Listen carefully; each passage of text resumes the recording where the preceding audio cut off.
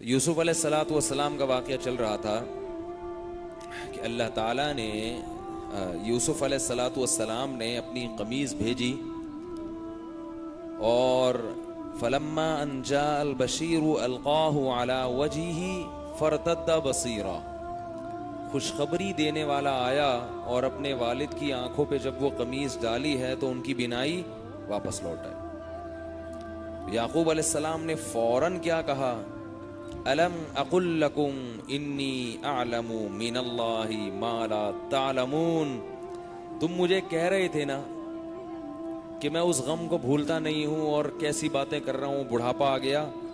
میں کہہ رہا تھا کہ اللہ جو مجھے غم دے رہا ہے اس میں یقیناً کوئی نہ کوئی مصلحت ہوگی۔ اعلم من اللہ ما لا تعلمون، میں اللہ کے بارے میں وہ کچھ جانتا ہوں جو تم نہیں جانتے۔ یہ تو پہلے کہا تھا، تو اب جب بینائی لوٹی ہے اور اس بیٹے نے آ کے خوشخبری دی کہ یوسف بادشاہ بن گئے ہیں، بنیامین بھی مل گئے ہیں، اور انہوں نے شاہی محل میں شاہی پروٹوکول کے ساتھ آپ کو بما اہل و عیال بلایا ہے، کتنی خوشی ہوئی ہوگی۔ تو فوراً اپنے بچوں سے کیا کہہ رہے ہیں، اپنے گھر والوں سے، اپنی فیملی سے، الم اقل لکم، میں نے کہا نہیں تھا تم سے پہلے، انی اعلم من اللہ ما لا تعلمون، میں اللہ کے بارے میں وہ کچھ جانتا ہوں جو تم نہیں جانتے۔ اب بیٹے سارے لائن سے کھڑے ہوئے ہیں گردن جھکا کے، ٹھیک ہے نا، اپنی حرکتوں پہ کیا ہیں، بشے ہوں۔ تو ابا سے کیا ہے کہ نہیں، یا ابانا استغفر لنا، اے ابا ہمارے لیے اللہ سے معافی مانگ، جرم کا احساس ہو گیا۔ قال سوف استغفر لکم ربی، باپ نے کیا کہا، میں عن قریب تمہارے لیے اپنے رب سے معافی مانگوں گا۔ یہ کیوں کہا عن قریب؟ اس کی علماء نے، بعض مفسرین نے حکمت بیان کی ہے کہ یعقوب علیہ السلام نے کہا کہ ان سے گناہ بہت بڑا ہوا ہے، تو رات کے آخری حصے میں اٹھ کے ان کے لیے اللہ سے، رات کے آخری حصے میں اٹھ کے ان کے لیے اللہ سے استغفار کروں گا۔ ویسے تو سوفہ کا مطلب ضرور بھی ہوتا ہے کہ ضرور مانگوں گا، اور ظاہری مطلب کیا ہے، اس کام کے لیے میں مستقل اللہ کے سامنے نماز پڑھ کر گڑ گڑاؤں گا۔ اور کس وقت میں؟ رات کے آخری حصے میں، کیونکہ اس وقت دعائیں زیادہ قبول ہوتی ہیں۔ اللہ تعالیٰ فرماتے ہیں کہ قال سوف استغفر لكم ربی انه هو الغفور الرحیم فلما دخلوا على یوسف، یہ پورا قافلہ کہا جاتا ہے کہ تقریباً 90 افراد تھے، صرف یعقوب علیہ السلام کے بیٹے بہویں ملا کے۔ کتنے تھے معذرت کے ساتھ؟ یہ پیغمبروں کی سیرت ہے، فیملی پلاننگ والوں کی یہ سیرت نہیں ہے۔ اب آپ کی مرضی ہے ادھر چلیں یا پیغمبروں کی۔ پیغمبروں میں ہمیشہ سے خاندان ہوتے ہیں، بڑے بڑے خاندانوں میں پیدا ہوتے ہیں اور بڑے بڑے خاندان ہوتے ہیں ان کے، تبھی کہتے ہیں نا بندہ خاندانی ہے، خاندانی۔ 2 بچے ہوں تو پھر خاندانی ماندانی، پھر جب ان بچوں کی اولاد ہوگی تو ایک آدھ چچا بمشکل، ایک آدھ ڈھونڈنے سے کوئی پھپھی ملے گی، وہ بھی نہیں ملے گی۔ تو یہ بڑا نحوست ہے، یہ برکت نہیں ہے۔ برکت کس میں ہے؟ افراد میں، خاندان میں، فیملی میں۔ تو اب یہ پورے قافلے کو لے کے نکلے ہیں مصر کی طرف۔ فلما دخلوا على یوسف آوى الیہ ابویہ، یوسف علیہ السلام نے استقبال کیا اور اپنے والدین کو اپنے ساتھ ٹھکانہ دیا تخت پر۔ وقال ادخلوا مصر ان شاء اللہ آمنین، اور فرمایا امن کے ساتھ اللہ نے چاہا تو مصر شہر میں داخل ہو جاؤ۔ اب یہ بنی اسرائیل تھے، یہ یعقوب کی اولاد کیا کہلائے گی؟ بنی اسرائیل۔ یہ سارے بنی اسرائیل تھے جو گاؤں سے نکل کے مصر شہر میں داخل ہو رہے ہیں عزت کے ساتھ۔ ورفع ابویہ علی العرش، تخت پہ اپنے ساتھ اپنے والدین کو بٹھایا۔ وخروا لہ سجدا، اس زمانے میں بادشاہ کو سجدہ کرنا جائز تھا، وہ سارے بھائی سجدے میں گر گئے۔ جیسے ہی وہ سجدہ کرنے لگے ہیں یوسف علیہ السلام کے سامنے، تو یوسف علیہ السلام نے فوراً اپنے والد سے کہا، या अबती हादा तअवील रुयाया मिन क़ब्ल, ये है मेरे उस ख्वाब की ताबीर जो मैंने पहले देखा था। ख्वाब आया था ना, सूरज और चांद और 11 सितारे सजदा कर रहे हैं, तो ये है उस ख्वाब की ताबीर। वक़द अहसना वक़द जअलहु रब्बी हक़्क़ा, मेरे रब ने इस ख्वाब को पूरा कर दिखाया। आगे क्या फरमाया, वक़द अहसन बी इज़ अख़रजनी मिनस सिजनी, मेरे रब का सिर्फ एक यही एहसान नहीं है मेरे ऊपर।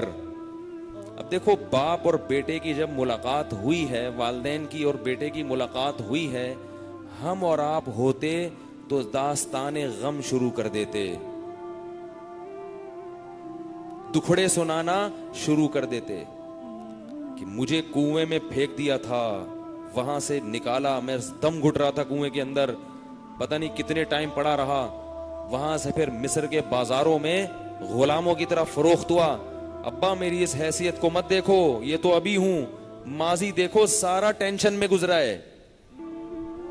ये भी तो कह सकते थे ना, ये भी तो कह सकते थे, सारा माजी टेंशन में, मुझ में जेल भेज दिया, मुझ पर झूठी तोहमतें लगी हैं, तोहमत में बरी हो गया, मगर बादशाह ने फिर भी क्या कर दिया, जेल भेज दिया, और कई सालों तक जेल में पड़ा रहा हूं। सिफारिश की, किसी को ख्वाब की ताबीर बताई, पूरी हुई, उस नालायक ने भी मुझे याद नहीं रखा, फिर जेल में पड़ा रहा हूं। ये तो अब जाके आखिरी हिस्से में इस वक्त हुआ। ना ना ना ना ना ना, गम का कोई तस्करा नहीं, और अल्लाह के जितने एहसानात थे वो सारे बयान किए जा रहे हैं। इसलिए याद रखो, दीन की जिंदगी इख्तियार किए बगैर आपको सुकून के अलावा सब कुछ मिल सकता है, क्योंकि बेदीन आदमी जिसकी अल्लाह पे नजर नहीं है, जो अल्लाह को नहीं मानता, वो हर वक्त वो कामयाब लाइफ के लिए ना वो कहेगा मुझे कोई परेशानी ना पहुंचे जिंदगी में, और दुनिया में ऐसा कोई शख्स नहीं है जिसे परेशानी ना हो। तो यूसुफ अलैहिस्सलाम खुश हो रहे हैं, फरमा रहे हैं वक़द अहसन बी, मेरे रब ने एक एहसान तो ये किया कि इस ख्वाब की ताबीर को पूरा कर दिखाया। वक़द अहसन बी इज़ अख़रजनी मिनस सिजनी, उस वक्त भी एहसान किया था जब मुझे उसने जेल से निकलवाया था। हालांकि डलवाया भी तो अल्लाह ही नहीं था, बल्कि अल्लाह ने तो खुद कहा कि हमने यूसुफ की दुआ कबूल की, औरतों के शर से बचा के उनको जेल में डाल दिया। लेकिन उसकी निस्बत नहीं हो रही, क्योंकि जेल में तो बहुत से लोग जाते हैं, निकलते वो हैं जिन पर अल्लाह का फजल होता है। वक़द अहसन बी इज़ अख़रजनी मिनस सिजनी, उस वक्त भी एहसान किया जब उसने मुझे जेल से निकाला। वजाअ बिकुम मिनल बदवी, और अब्बा आप पर और आपकी औलाद पर भी और मुझ पर यह भी एहसान किया कि मेरे पूरे खानदान को गांव से उठा के शहर में ले आया।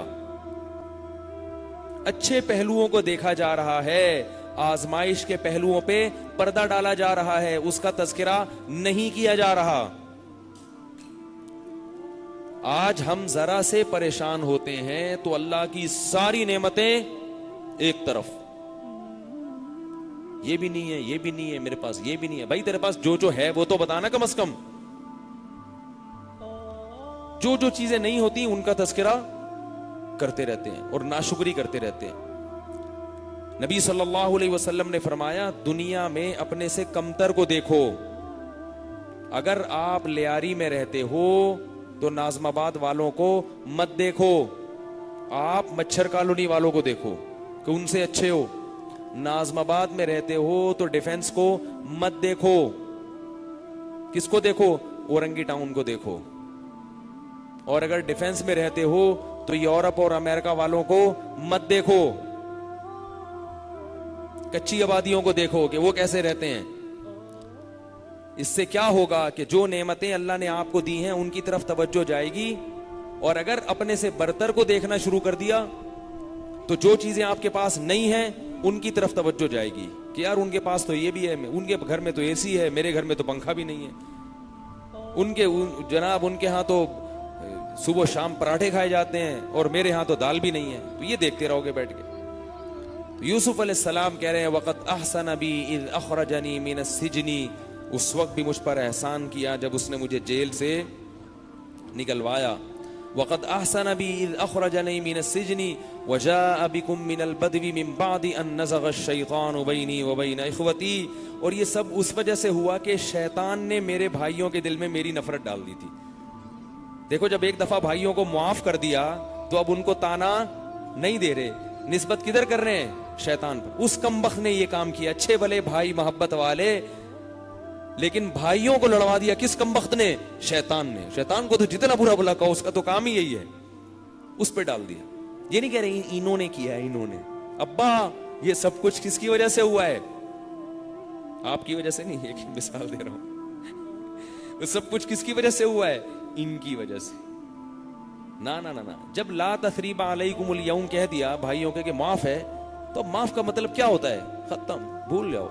من بعد ان نزغ الشیطان بینی وبین اخوتی, شیطان نے میرے اور بھائیوں کے درمیان نفرت ڈال دی تھی.